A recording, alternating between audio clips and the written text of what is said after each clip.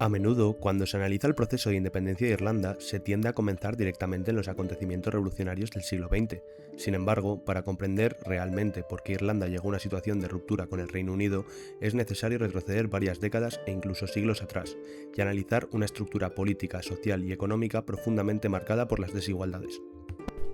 Desde el Acta de Unión de 1801, Irlanda dejó de tener un parlamento propio y pasó a integrarse formalmente en el Reino Unido. En teoría, esto implicaba una igualdad política dentro del sistema británico, pero en la práctica la realidad era muy distinta. El poder político y económico en Irlanda estaba concentrado en una minoría protestante, anglo-irlandesa, que mantenía fuertes vínculos con Londres. Esta élite controlaba gran parte de la tierra y de las instituciones, mientras que la mayoría de la población, predominantemente católica, vivía en condiciones mucho más precarias.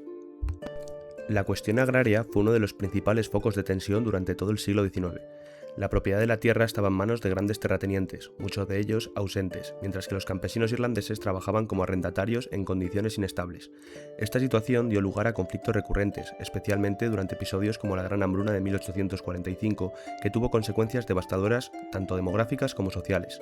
La experiencia de la hambruna no solo profundizó la pobreza, sino que también consolidó una percepción duradera de abandono por parte del gobierno británico. Para entender la catástrofe que supuso la Gran Hambruna irlandesa, hay que tener en cuenta que hoy en día la isla de Irlanda tiene menos población que cuando se produjo dicha hambruna. Es en este contexto donde el nacionalismo irlandés moderno comenzó a estructurarse. Una de las primeras corrientes relevantes fue el nacionalismo constitucional, que buscaba una solución dentro del marco del sistema británico. Su principal objetivo era el llamado Home Rule, es decir, la creación de un parlamento autónomo irlandés con competencias internas, manteniendo al mismo tiempo la pertenencia al Reino Unido. Uno de los líderes más importantes de esta corriente fue Charles Stuart Parnell. Bajo su liderazgo, el movimiento nacionalista logró articular una estrategia parlamentaria eficaz en Westminster. Parnell combinó la presión política con el apoyo a movimientos sociales como la Liga Agraria, lo que permitió movilizar tanto a sectores rurales como urbanos. Su enfoque era pragmático, no buscaba una ruptura inmediata con el Reino Unido, sino una autonomía progresiva que permitiera a Irlanda gestionar sus propios asuntos. Sin embargo, este modelo presentaba limitaciones evidentes, dependía de la política británica y de equilibrios parlamentarios en Londres, lo que hacía que los avances fueran lentos e inciertos. A finales del siglo XIX y principios del XX comenzaron a surgir voces que consideraban que la vía constitucional era insuficiente. Es importante mencionar que paralelamente existía una tradición revolucionaria más antigua, representada por organizaciones como la Hermandad Republicana Irlandesa. Este grupo defendía la independencia total de Irlanda y estaba dispuesta a recurrir a la insurrección armada para lograrla. A diferencia del nacionalismo parlamentario, su actividad se desarrollaba en gran medida en la clandestinidad, y su influencia directa en la política institucional era limitada. A comienzos del siglo XX, el panorama político irlandés se volvió aún más complejo, con la aparición de nuevas organizaciones y corrientes ideológicas. Entre ellas destacan los voluntarios irlandeses, una milicia formada en 1913 con el objetivo de garantizar la implementación del Home Rule, pero que pronto se convertiría en un actor central del nacionalismo armado. Por otro lado, se articulaba el movimiento obrero, que comenzó a ganar protagonismo. Figuras como James Connolly impulsaron una visión del nacionalismo que no se limitaba a la independencia política, sino que incorporaba una dimensión social. Connolly defendía que la liberación nacional debía ir acompañada de una transformación económica que beneficiara a la clase trabajadora. Para él, una Irlanda independiente que mantuviera las mismas estructuras de desigualdad no representaría un verdadero cambio. Estas tensiones ideológicas reflejaban una cuestión de fondo. No existía un único proyecto de Irlanda, sino varios, a menudo en conflicto entre sí. Mientras algunos aspiraban a una autonomía limitada dentro del Imperio Británico, otros buscaban una república independiente, y dentro de estos últimos había diferencias importantes sobre el tipo de Estado que debía construirse. La situación se complicó aún más con la oposición al Home Rule en el norte de la isla, especialmente en la región de Ulster, donde el colonialismo inglés había sido más agresivo, en parte porque fue la región en la que los británicos tardaron más en conquistar. Allí, una parte significativa de la población protestante, con fuertes vínculos culturales y económicos con Gran Bretaña, rechazaba cualquier forma de autonomía irlandesa. Este sector organizó sus propias milicias, como la Fuerza de Voluntarios del Ulster, y estaba dispuesto a resistir activamente la implementación del autogobierno. Este escenario generó una creciente militarización de la política irlandesa, incluso antes de la independencia. A ambos lados del conflicto comenzaban a formarse estructuras armadas, lo que indicaba que la cuestión irlandesa estaba dejando de ser exclusivamente política para convertirse también en un problema de seguridad. El estallido de la Primera Guerra Mundial en 1914 alteró profundamente este equilibrio. La implementación del Home Rule fue suspendida y muchos líderes nacionalistas apoyaron el esfuerzo bélico británico, con la esperanza de que la lealtad demostrada durante la guerra facilitara la concesión de la autonomía una vez finalizado el conflicto. Por otro lado, la decisión también generó divisiones internas dentro del nacionalismo irlandés. Mientras algunos consideraban que era una estrategia pragmática, otros la interpretaban como una subordinación innecesaria a los intereses británicos. En este contexto de guerra, tensión social y fragmentación política, Irlanda se encontraba en una situación de inestabilidad creciente. Las instituciones británicas no lograban canalizar las demandas nacionales, el nacionalismo estaba dividido entre diferentes estrategias e ideologías y la sociedad irlandesa se encontraba cada vez más polarizada. Este conjunto de factores creó las condiciones necesarias para que un grupo relativamente pequeño pero altamente organizado decidiera pasar a la acción en 1916. El siguiente paso en este proceso no sería una reforma política ni una negociación, sino una insurrección armada que cambiaría por completo el curso de la historia irlandesa. En este contexto de creciente tensión política, fragmentación del nacionalismo y crisis derivada de la guerra, tuvo lugar uno de los acontecimientos más decisivos de la historia contemporánea de Irlanda, el levantamiento de Pascua. Lejos de ser una explosión espontánea de descontento popular, el levantamiento fue el resultado de una planificación deliberada por parte de un núcleo reducido de nacionalistas revolucionarios que consideraban que el momento histórico ofrecía una oportunidad única. La implicación del Reino Unido en la Primera Guerra Mundial debilitaba su capacidad de respuesta y abría, en opinión de estos sectores, una ventana para forzar una ruptura política mediante la insurrección. El grupo que impulsó el levantamiento estaba compuesto principalmente por miembros de la Hermandad Republicana Irlandesa, una organización clandestina que llevaba décadas defendiendo la independencia total de Irlanda a través de la vía armada. Su papel fue fundamental en la planificación del levantamiento, actuando como núcleo ideológico y organizativo. A diferencia del nacionalismo parlamentario, la Hermandad concebía la independencia no como una concesión negociada, sino como el resultado de una acción revolucionaria. Junto a ellos participaron sectores de los voluntarios irlandeses, una milicia inicialmente creada para defender la implementación del autogobierno, pero que en su facción más radical había evolucionado hacia posiciones claramente independentistas. Por otro lado, también tuvo un papel destacado el Ejército Ciudadano Irlandés, una organización de carácter obrero vinculada al movimiento sindical. Dentro de este conjunto heterogéneo de fuerzas destacaron varias figuras clave cuya importancia no solo fue decisiva durante el levantamiento, sino también en la construcción posterior del imaginario nacional irlandés. Entre ellos se encontraba Patrick Pearse, quien asumió un papel central tanto en el plano simbólico como político. Pearse concebía la insurrección en términos casi sacrificiales, entendiendo que incluso un levantamiento condenado al fracaso podía tener un impacto transformador si lograba despertar la conciencia nacional. Su visión estaba profundamente influida por una interpretación romántica del nacionalismo, en la que el sacrificio y el martirio ocupaban un lugar central.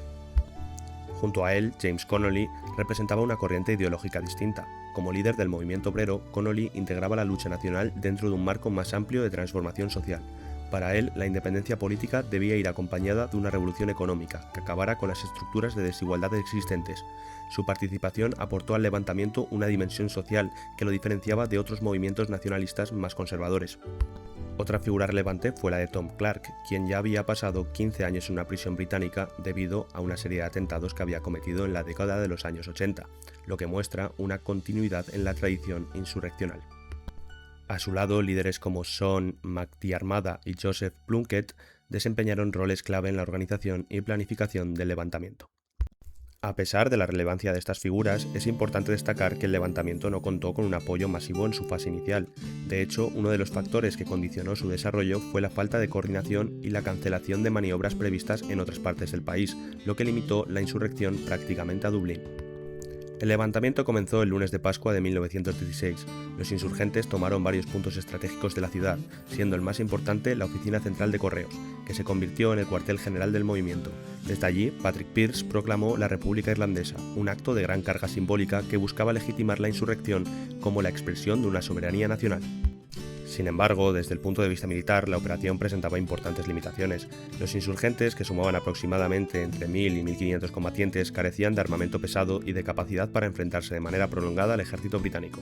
Su estrategia no se basaba en una victoria militar, sino en provocar un impacto político. La respuesta británica fue inicialmente lenta, pero una vez reorganizadas sus fuerzas, el ejército desplegó una superioridad abrumadora. Se enviaron refuerzos a Dublín y se utilizó artillería para bombardear las posiciones insurgentes, lo que provocó una destrucción significativa del centro de la ciudad.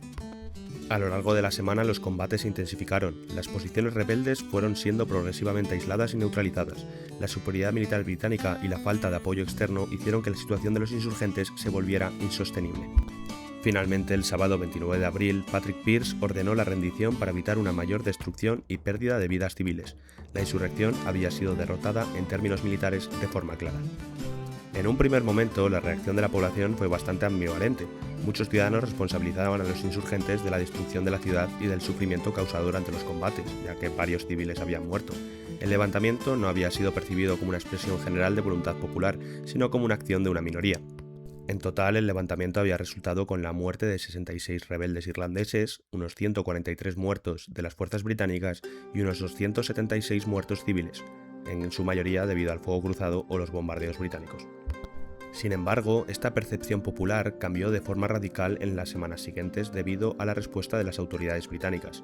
Los líderes del levantamiento fueron arrestados y sometidos a consejos de guerra.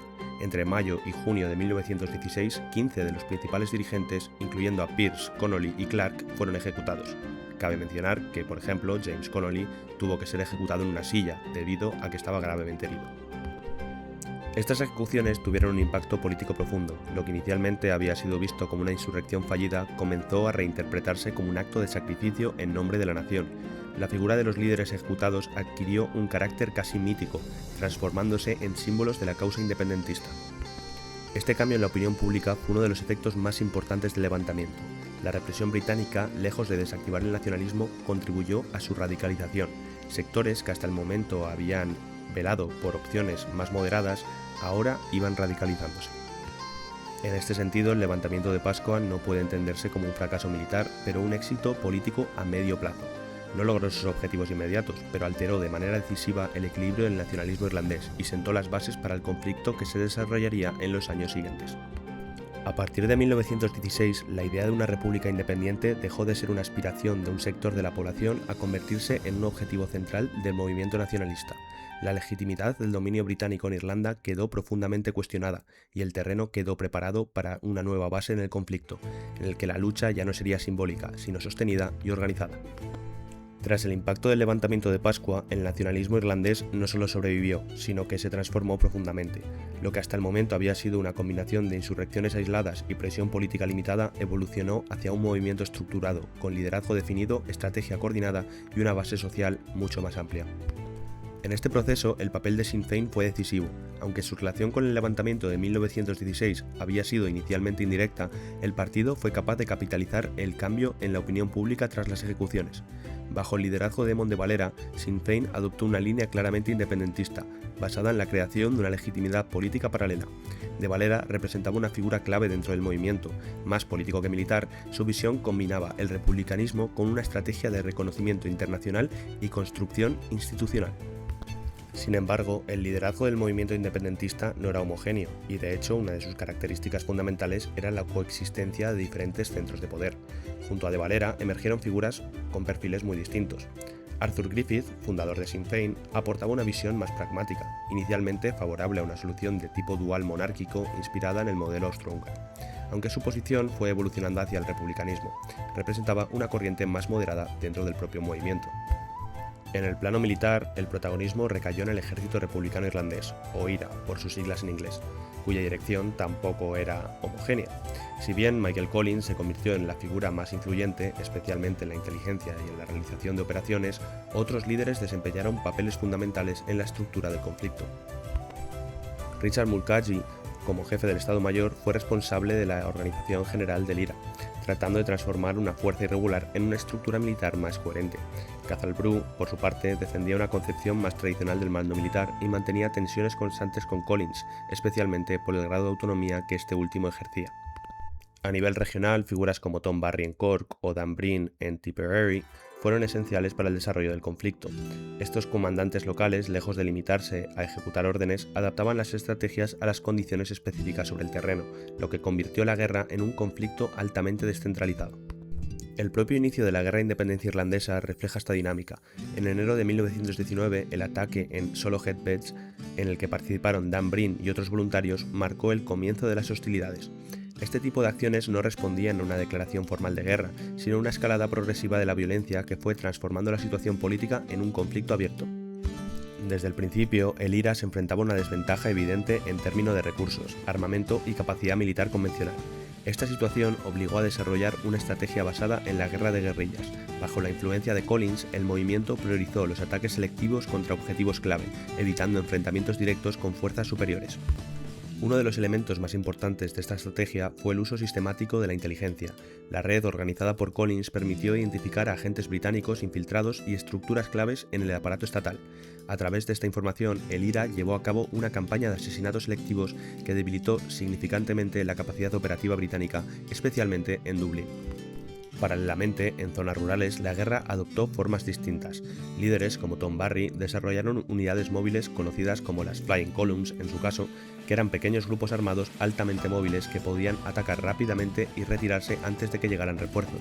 Este modelo resultó especialmente eficaz en regiones como Cork, donde el control británico estaba más limitado. El desarrollo del conflicto puede dividirse en varias fases. En un primer momento, entre 1919 y comienzos de 1920, la violencia fue relativamente limitada y dispersa.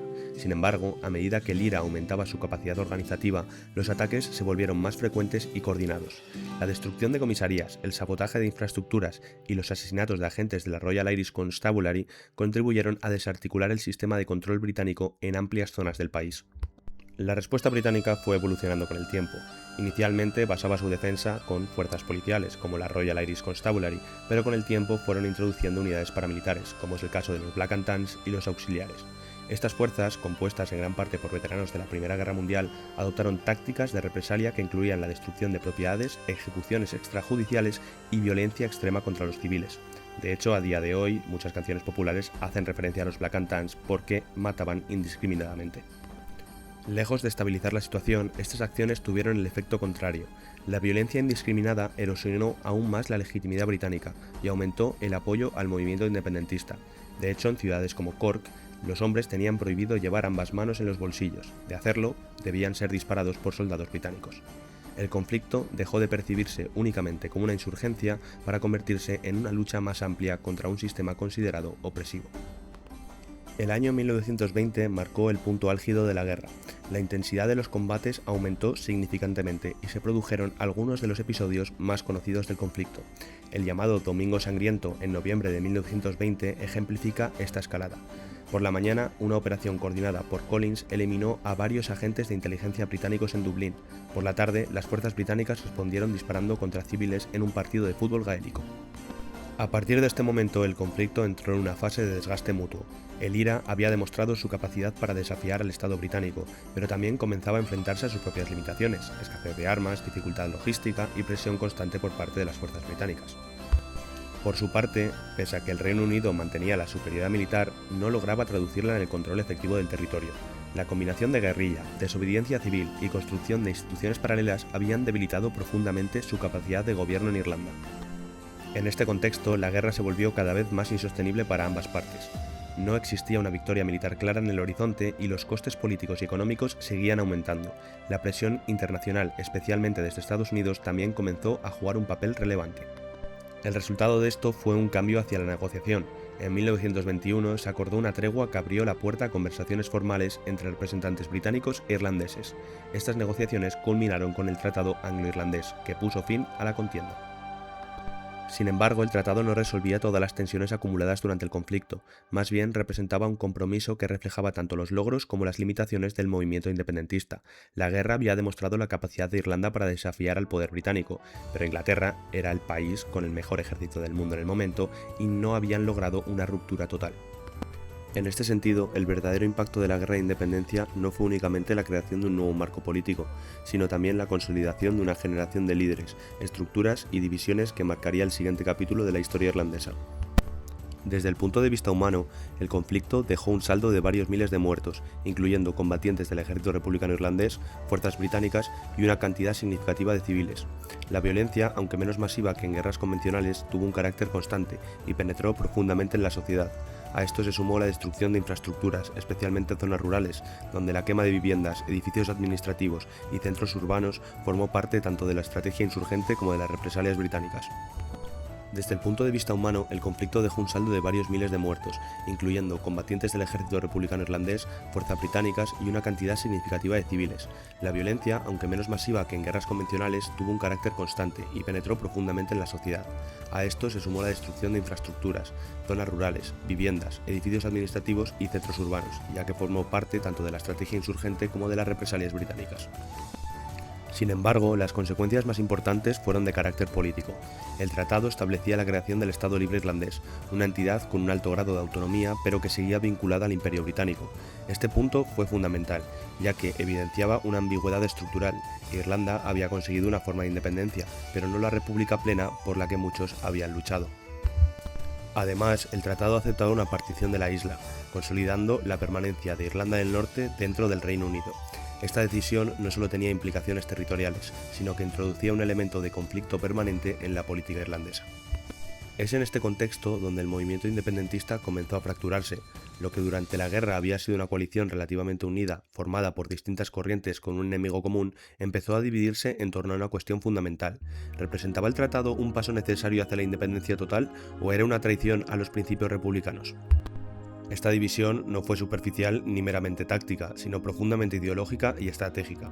Por un lado se situaron quienes aceptaron el tratado, como un compromiso pragmático. Entre ellos se encontraba el propio Michael Collins, cuya posición reflejaba una visión realista del equilibrio de fuerzas. Collins consideraba que el tratado ofrecía la libertad para alcanzar la libertad, es decir, una base desde la cual construir un Estado plenamente soberano en el futuro. Junto a él, figuras como Arthur Griffith y Richard Mulcahy apoyaron el acuerdo. Griffith, con su tradición pragmática, veía el tratado como una solución viable dentro de las limitaciones del contexto internacional. Mulcahy, desde el punto de vista militar, era consciente de que el IRA difícilmente podría sostener una guerra prolongada contra el Reino Unido si el conflicto continuaba. En el otro lado se situaron los opositores al tratado, liderados por el propio Eamon de Valera. De Valera rechazaba el acuerdo por considerarlo incompatible con la República proclamada en 1916. Su posición no era únicamente simbólica, sino también política. Aceptar el tratado implicaba reconocer la legitimidad de la autoridad británica en Irlanda, aunque fuera de forma limitada. A su lado, figuras como Cazal Bruja y Liam Lynch adoptaron una postura aún más radical. Para ellos, la lucha no podía darse por concluida mientras no se alcanzara una independencia completa. Lynch, en particular, representaba la continuidad de la estrategia militar del IRA, defendiendo la idea de que la guerra podía y debía continuar. Es importante entender que estas divisiones no respondían a líneas simples. Muchos de los líderes que ahora se enfrentaban habían combatido juntos durante la Guerra de Independencia. La fractura fue, en gran medida, el resultado de interpretaciones distintas sobre el significado de la victoria y las posibilidades reales del movimiento.